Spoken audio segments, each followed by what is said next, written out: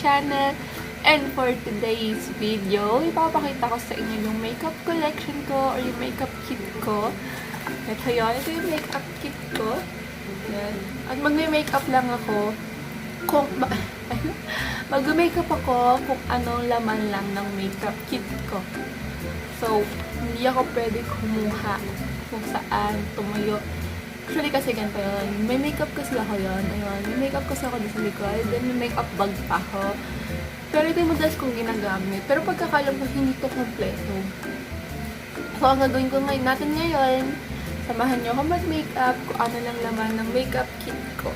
So, mag-i-start ako sa primer. So, gagamit ako ng Pop Studio Moisturizing Primer. So, ito siya. Nagay ko na po yan.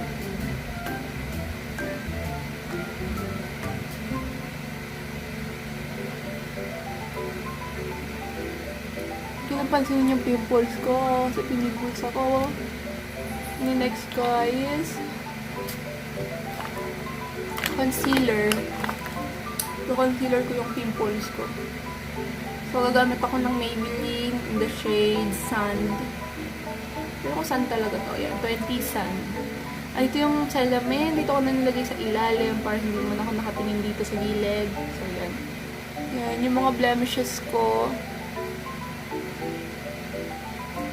May nakikita akong lamok.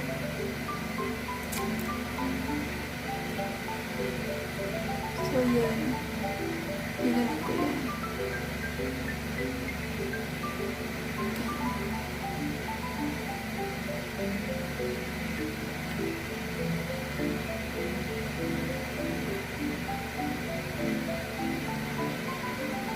Tapos na ako maglagay ng concealer. So, gagamit ako ng BB cream. Gagamitin yung Caroline in the shade Oriental.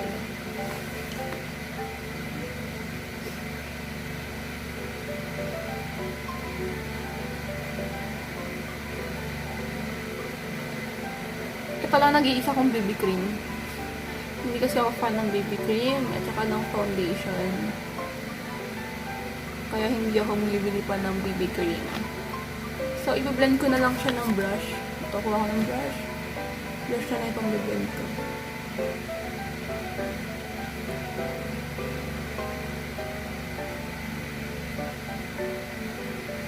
Itong foundation na to, itong BB cream na to, hindi ko ginagamit kasi medyo madilaw siya sa skin ko.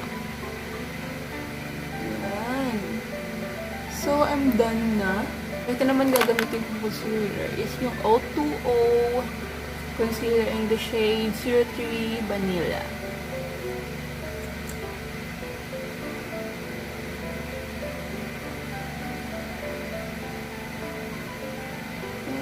Under ng eye ko. Under eye ko. Parang matadami ata. Ayan. Then dito. Then dito. Ayan. Then kukuha ko ng sponge.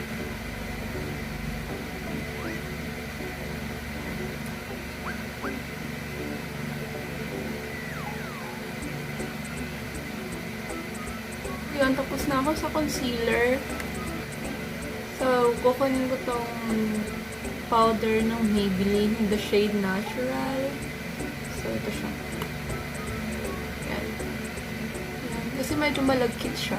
So, nalagyan ko lang siya ng onte. Hindi na ako magbe-bake.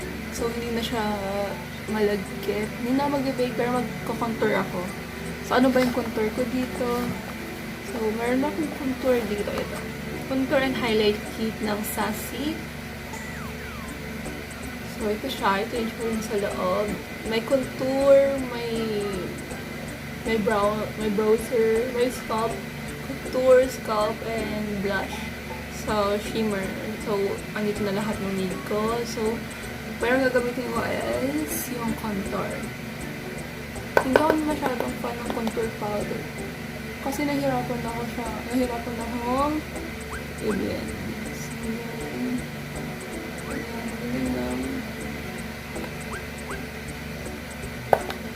then, sa loob. Sa lapad ang noo ko.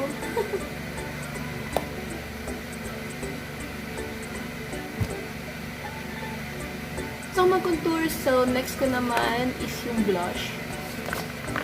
Mag-blush ako. So, gagamitin ko na lang itong Colourette All Control Blush in the shade Fresh Tomato. So, kuha ko ng brush. So, dito ko lang siya ilalagay. So, dito.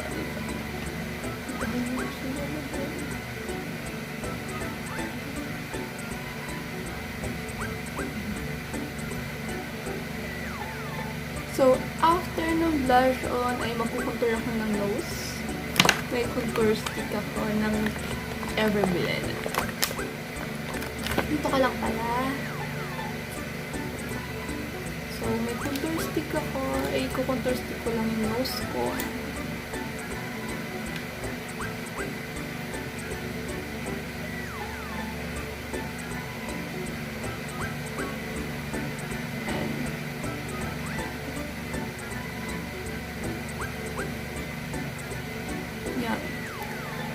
Diyan lang mandal ko contour ko, and then tsaka ko siya lagay ng tsaka ko lang siya i-blend ng contour brush. Tapos ito ko baba.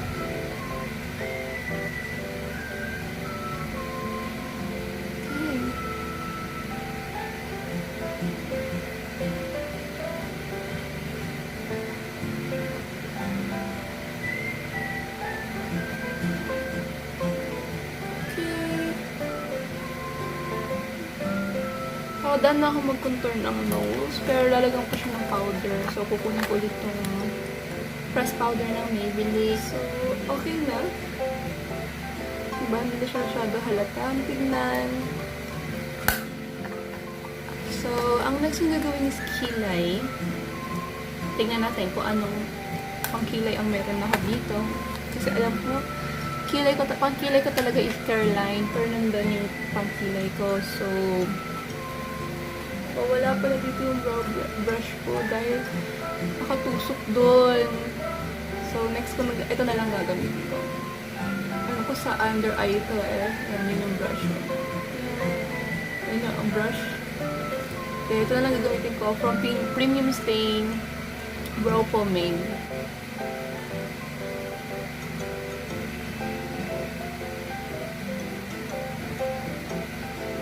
So, my eyebrow is done, but I'm not satisfied kasi ang kapal niya, tingnan. Hindi ko siya mas puli para matanggal yung excess product, but okay na yan. So, ano kaya sa eyelid ko? So, gamitin ko na lang sa eyelid. Wow! Okay, meron ako itong Colourette in the shade Isla. Yes, maganda itong Colourette na to. It's my favorite one. Kaya siguro nandito to dahil wala na siya dun lagayan. Okay. Okay na to. Parang mapadami ko ata. Okay. So, I'm done now with my lids. So, ang next ko ngayon is lips. Pero, wala kasi akong mahanap na dito ng pwede ko ilagay sa lips. So, ang lalagay ko ngayon sa lips ko is Colourette. Hindi ko kasi ito nilalagay sa lips kasi brown siya. So, ewan ko, hindi sa akin bagay kasi yung brown and hindi ako fan ng red and brown na lipstick. Yeah, yun.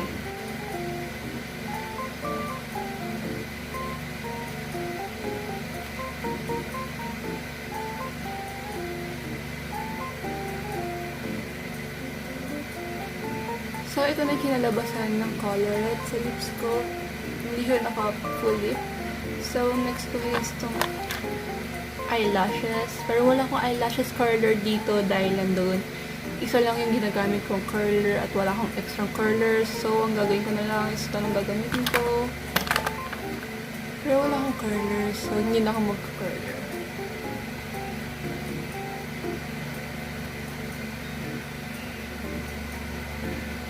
So, I'm done na. So, ang gagawin ko ngayon is kukuha ko ng highlighter.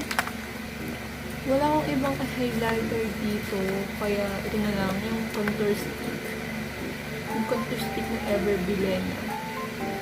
Pero naman dito strobe stick to. Ayan. Ayan. Lagay ko sa nose.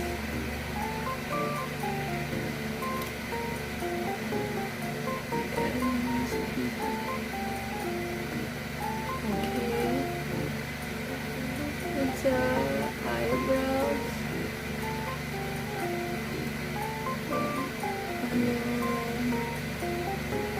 Okay, and then ano pa ba kulang? Wala naman ng kulang. I really love Colourette. Lalo na sa lid. Sobrang, oh my god. And I love Colourette na shade Isla sa lid ko and cheeks. Pero hindi ko siya ginamit ngayon sa cheeks ko kasi nag-blush ako. Ginamit ko yung hairline. So, yan. Ito yung kinalabasan ngayon. Hindi oily yung face ko ha. Nag-matte siya pero hindi na sobra. So, yan. So, thank you for watching my video and see you in my next vlog.